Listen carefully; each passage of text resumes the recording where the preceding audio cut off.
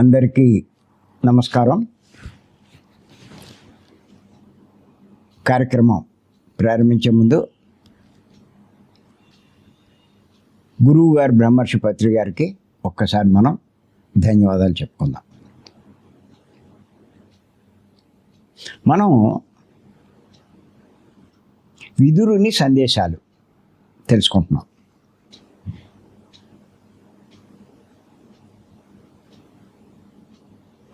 మూర్ఖుల ప్రవర్తన ఎలా ఉంటుందో ఆయన చెప్తున్నాడు.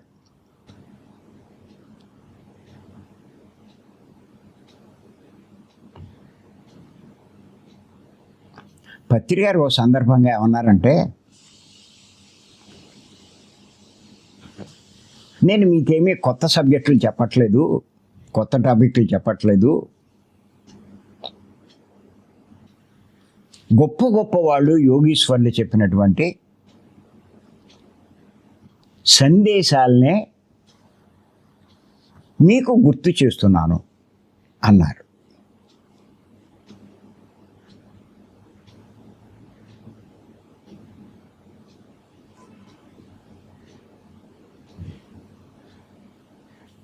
ఆయన ఏమీ అక్కడ గర్వం కానీ అహంకారం కానీ ఏమీ ప్రదర్శించాల. నిర్మోహమాటంగా చెప్పుకున్నాడు. నేనేదో చెప్తున్నాను అనుకుంటారు, నేను చెప్పేది కాదు, గొప్పవాళ్ళు చెప్పినవి మీకు గుర్తు చేస్తున్నాను, వివరిస్తున్నాను, అర్థమయ్యేటట్టు చెప్తున్నాను అని చెప్పారు. ఇప్పుడు నేను అదే పని చేస్తున్నాను. మీరు చూస్తూనే ఉన్నారు ఎంతమంది సందేశాలు మనం చెప్పుకుంటున్నామో.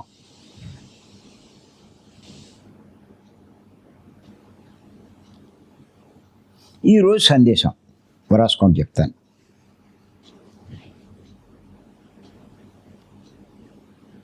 మూర్ఖుడు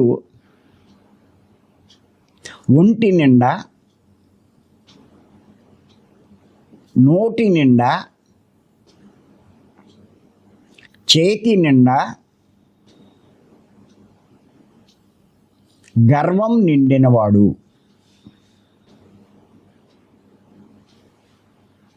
మూర్ఖుడు ఒంటి నిండా, నోటి నిండా, చేతి నిండా గర్వం నిండినవాడు.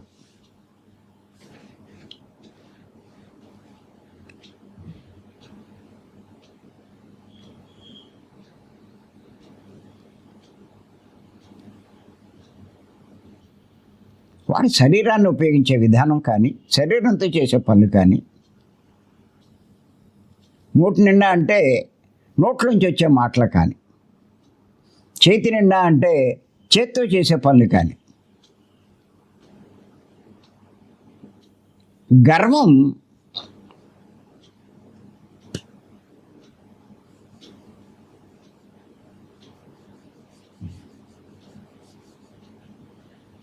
కనిపిస్తూ ఉంటుంది. గర్వంతో చేసే పనులు, వినయంగా చేసే పనులు చాలా తేడా ఉంటాయి.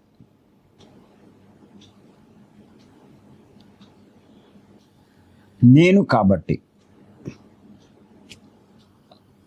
అనేది అక్కడ ప్రదర్శిస్తూ ఉంటారు.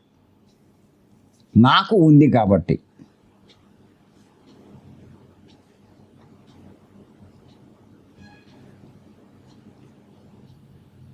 ఇలా ఎవరు ప్రదర్శిస్తారు? మూర్ఖుడు.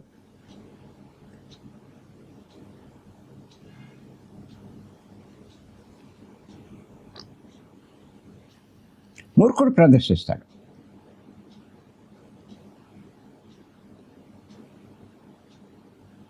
వాడికే ఉన్నట్టు ఇంకెవరికి లేనట్టు, వాడే చేయగలిగినట్టు ఇంకెవరూ చేయలేనట్టు, వాడే మాట్లాడగలిగినట్లు ఇంకెవరు మాట్లాడలేనట్టు అలా ప్రదర్శిస్తాడు. గర్వం ఉట్టిపడుతూ ఉంటుంది.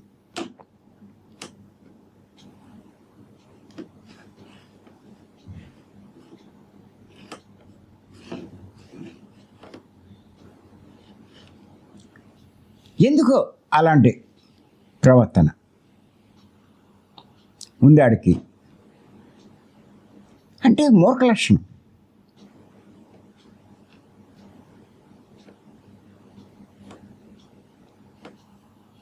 మీకు అందుకే చూడండి, మూర్ఖుడు కానీ మూఢుడు కానీ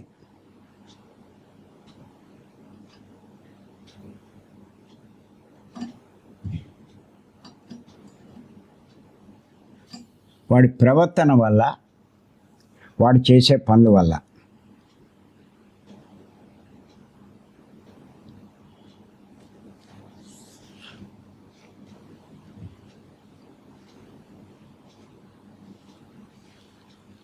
వాడికి ఎన్నో కష్టాలు వస్తాయి, నష్టాలు కలుగుతూ ఉంటాయి. ఏం చేతంటే పెద్దలు చెప్తూ ఉంటారు, నీలో అహంకారం ఉన్నా, గర్వం ఉన్నా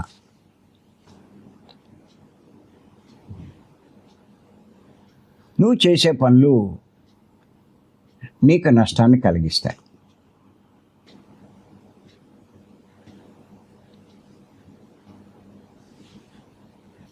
కానీ వివేకవంతుడు ఈ రెండు ప్రదర్శించడు.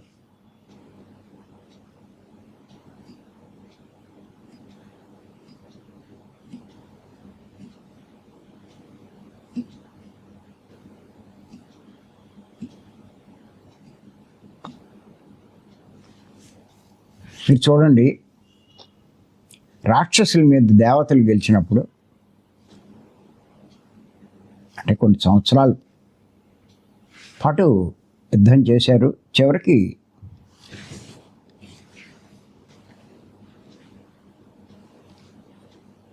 దేవతలు నెగ్గడం జరిగింది. ఎంత గర్వంతో విర్రవీగారు, అహంకారంతో సంబరాలు చేస్తూ గంతులు వేసేస్తున్నారు.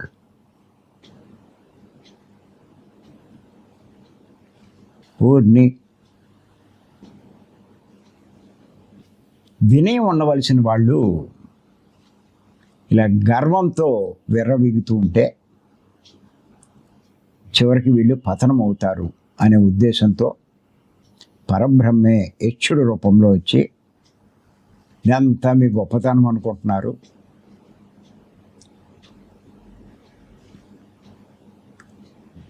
నా శక్తి అంటే ఆత్మ మీ శరీరంలో లేకపోతే మీరేమీ చేయలేరు.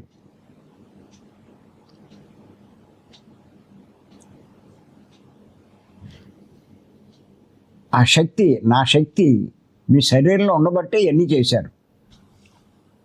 దానికి నువ్వు గర్వపడేదే ఉంది, అహంకరించేదేముంది?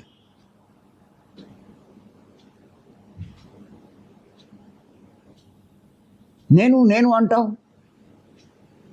నాది నాది అంటావు. నీ శరీరంలోంచి ఆత్మ పక్కకి తప్పుకుంటే ఆ గొప్ప పనులు నువ్వు చేయగలవా? నీ శరీరం అంత బలిష్టంగా తయారవుతుందా?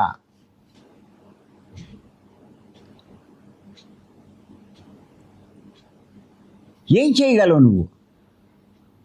ఏం చేసినా ఆయన ఉండబట్టేగా, నువ్వేం కాదుగా. మరి ఎందుకు గర్వపడతావు? ఎందుకు నీకు ఆ గర్వం?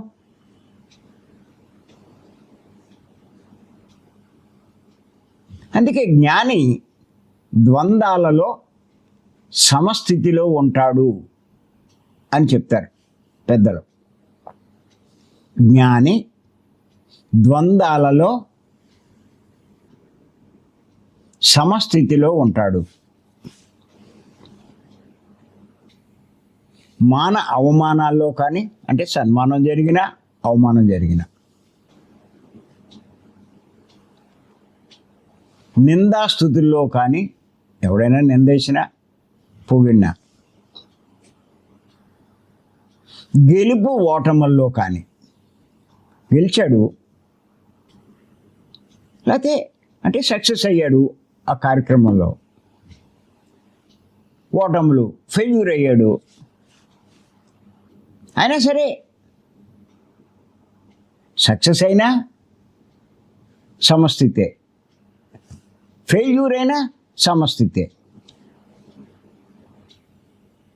వాడు జ్ఞాని.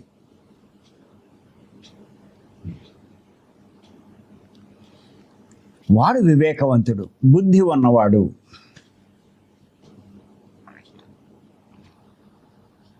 ఎదిగినవాడు.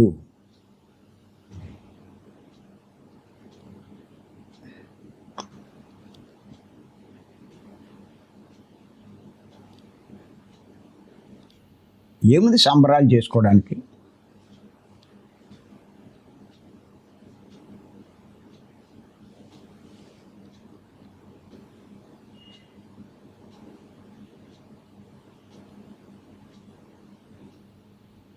సంబరాలు అక్కలా.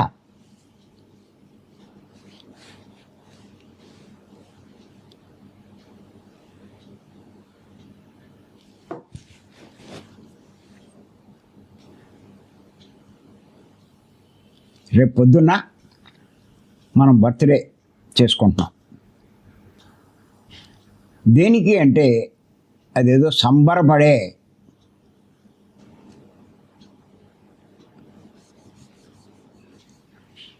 రోజు కాదు, సంబరాలు చేసుకునే రోజు కాదు. ఆ వంకన మనం ఎక్కువ ధ్యానం చేయాలి. అది ఆ రోజు విశిష్టత. అంతే. ప్రత్యేకతలేమీ మనకు అవసరం లేదు. కానీ మనకి అలవాటు అయిపోయి మన వాళ్ళు ఏదో అడావుడు చేయాలనుకుంటారు.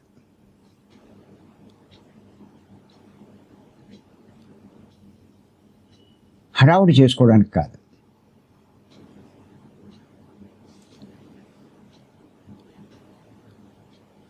బర్త్డే వచ్చింది అంటే నీకు ఇవ్వబడిన ఆయుష్లో ఓ సంవత్సరం తగ్గిపోయింది. నువ్వు చావుకు ఒక సంవత్సరం దగ్గరయ్యావు. చావుకు దగ్గరయ్యావు. దానికి ఏంటి సంబరం?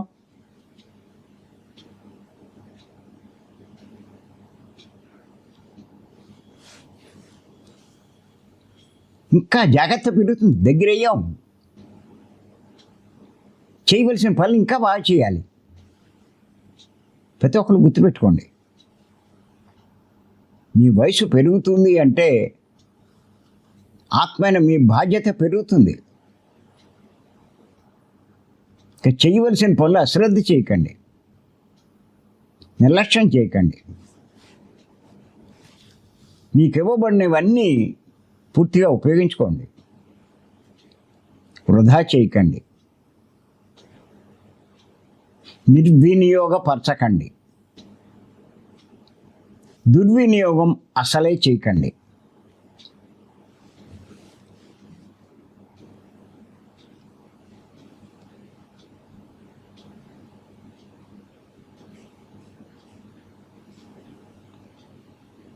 ఎందుచేతనంటే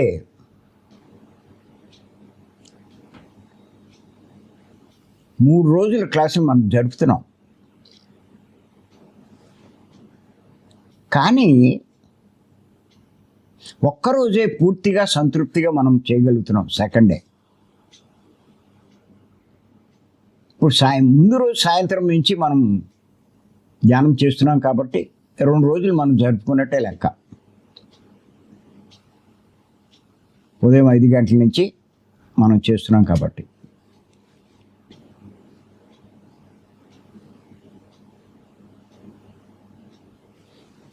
మీ అందరికీ కూడా నేను కోరుతున్నాను, 5 గంటల దాకా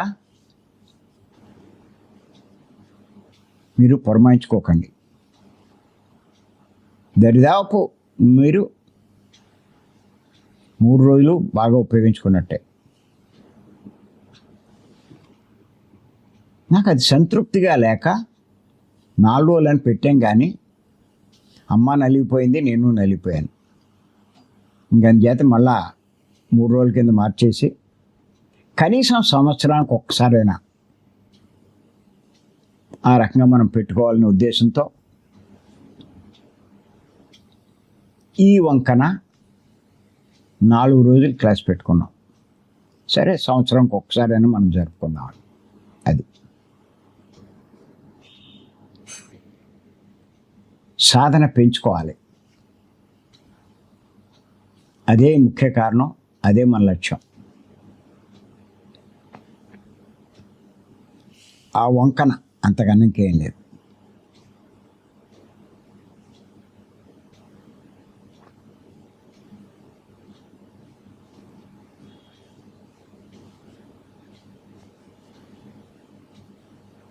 బహుమతులు, గిఫ్ట్లు అయ్యేం వద్దు.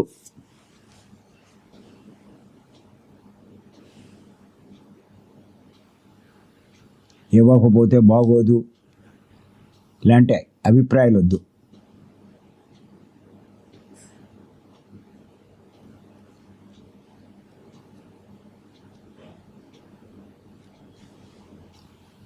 ఒకటే మీరు గుర్తెట్టుకోండి, భగవంతుడు అట్టుపళ్ళు ఇస్తే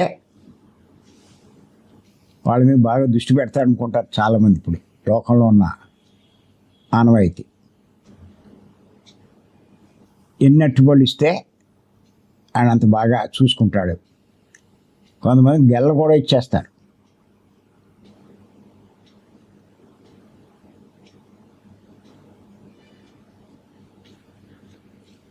ఆ పళ్ళు ఇస్తారు, ఈ పళ్ళు ఇస్తారు, అవి ఇస్తారు, ఇవి ఇస్తారు. వాటి కోసమా అవి ఆశిస్తాడు ఆయన? సమస్తం ఆయనదే కదా, సృష్టి అంతా ఆయనదే కదా.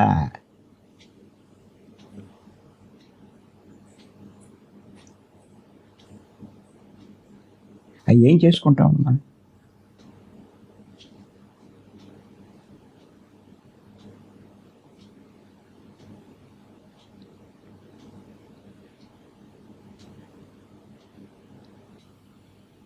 ఆయనకి అందరూ ఒకటేనండి, అందరూ ఆయన బిడ్డలే.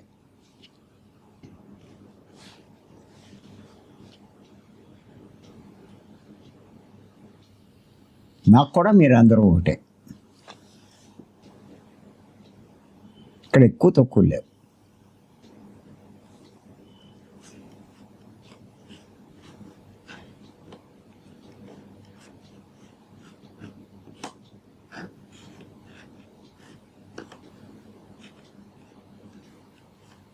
అందుచేత గుర్తుపెట్టుకోండి,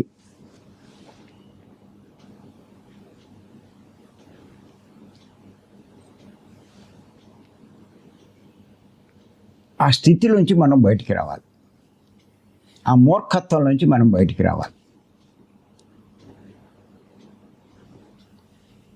తమో గుణమే మూర్ఖత్వం లక్షణం. తమో గుణం నుంచి బయటికి రావాలి.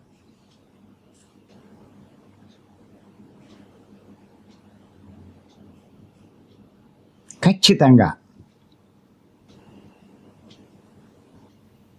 తీవ్ర సాధన చేయవలసిందే, సాత్వికమైన శాకారం తీసుకోవాల్సిందే. భీమవరం మానకుండా రావాల్సిందే. అందరికీ చెప్తున్నాను, మీకు చెప్తాను.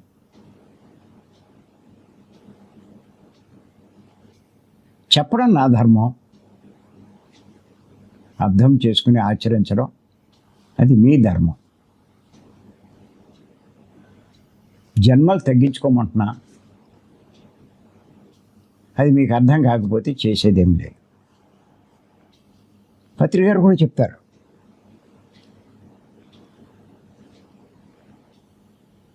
ఏం పర్వాలేదు ఎన్ని జన్మలైనా తీసుకోండి అంటారు. ఆయన 400 500 అన్నారు, కానీ నేను ఇంకా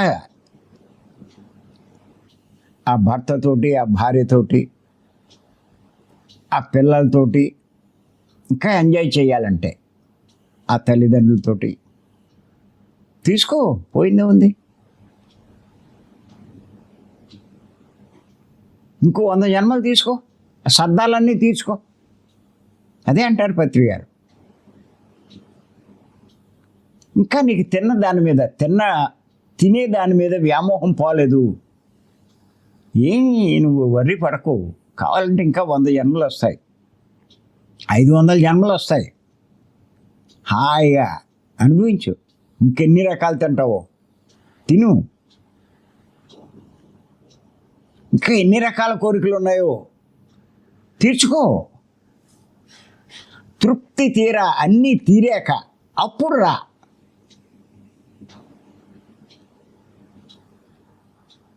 నేనేమనుకుంటున్నానంటే మీరందరూ కూడా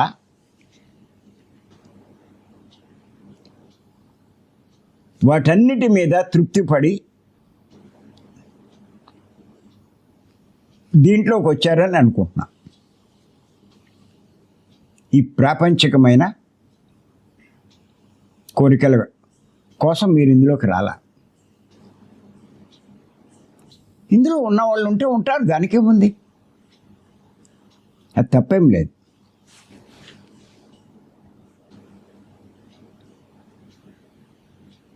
ప్రకృతి ఇచ్చింది, భగవంతుడే ఇచ్చాడు ప్రతి ఒక్కడికి. నీ ఇష్టానుసారం జీవించే, నువ్వు ఇష్టమైనన్ని జన్మలు తీసుకునే స్వేచ్ఛ నీకుంది. నీకేది కావాలంటే వచ్చేయి. ఏది బలవంతం ఉండదు ఈ సృష్టిలో అని ప్రకృతే నిర్ణయించింది. ఇవి భగవద్గీతలో ఉంది కదండి ఆ శ్లోకం. ఆఖర్లో కృష్ణుడు గీతాబోధ అంతా చేసి ఆఖర్లో ఏమన్నాడంటే ఎదే చేసి తదా కురు అన్నాడు. అర్జున, నేను చెప్పాల్సిందంతా చెప్పాను, తర్వాత నీ ఇష్టం. నువ్వు యుద్ధం మానేసి ఈ భోగాలు అనుభవిస్తావో, చావో బ్రతుకో యుద్ధం చేసి జయం సాధిస్తావో, యుద్ధం చేయాలనుకుంటావా మానేయాలనుకుంటావా నీ ఇష్టం.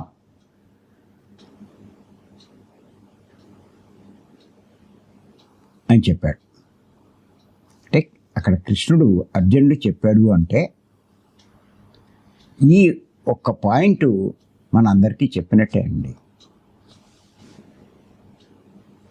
మనల్ని ఎవ్వరూ నిర్దేశించలేరు, ఒత్తిడి చెయ్యలేరు, బలవంత పెట్టలేరు.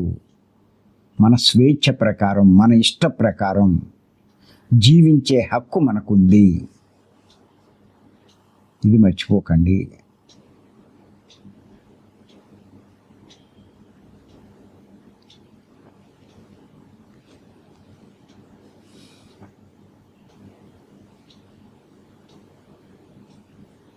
మన నిర్ణయం ప్రకారం చేయొచ్చు మనం ఏదైనా. ఇప్పుడు చెప్పడం వరకు మన ధర్మం. భీమవరం రండి, ధ్యానం చెయ్యండి, అంత మటుకే. రాలేదని ఒకటి, ఎందుకు రావు అని చెప్పి ఇవన్నీ మనకెందుకు అసలు? చెప్పవలసిన ధర్మం ఉంది, అదే చెప్తాను. అది అర్థం చేసుకునే వాడిని బట్టి ఉంటుంది. నీలో వివేకం ఉంటే చెప్పింది అర్థం చేసుకుంటావు. నువ్వు మూఢత్వంలో కానీ మూర్ఖత్వంలో కానీ ఉంటే చెప్పింది అర్థం చేసుకో, దాన్ని తప్పుగా అర్థం చేసుకుంటావు. ఇంకేం పని పాట లేదు, మాట్లాడితే భీమవరం అంటాడట.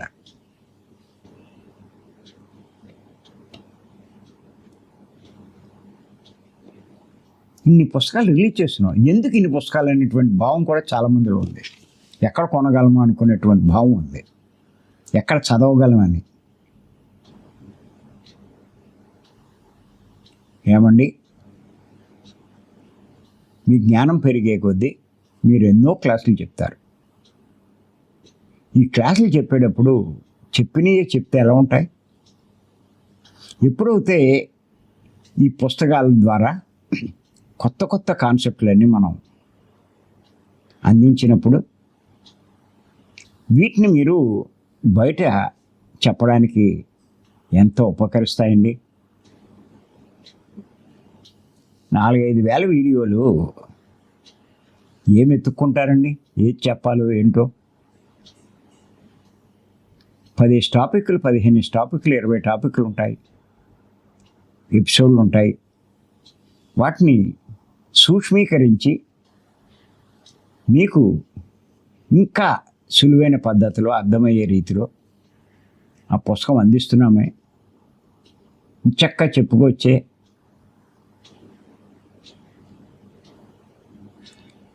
మీ జ్ఞానం పెంచుకోవచ్చే.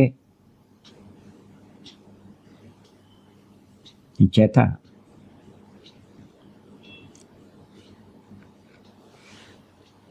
ఈ ఒంటి నిండా, నోటి నిండా, చేతి నిండా గర్వం నిండి ఉంటే మూర్ఖత్వంలో మీరున్నట్టే. దేనికి పొంగిపోకూడదు, కుంగిపోకూడదు. సమస్థితిలో ఉండండి. మీ తమోగుణ లక్షణాలు ఏమాత్రం కొద్దిగా ఉన్నా ఆ గుణంలోంచి బయటపడే ప్రయత్నం చేయండి. అంటే ఆ మూర్ఖత్వంలోంచి బయటపడే ప్రయత్నం చేయండి. దానికి తీవ్ర ధ్యాన సాధన, సాత్వికమైన శాకారం, 2 తప్ప. ఏమక్కల 2 చేయండి. మీరు ఇలా ఉండాలి, అలా ఉండాలి ఏమనుకోకల్లా. ఆ మార్పులు ఆటోమేటిక్గా వస్తాయి మీలో. అది అంచేత మరి ఈ అవకాశం ఇచ్చిన మీ అందరికీ ధన్యవాదాలు చెప్తాను.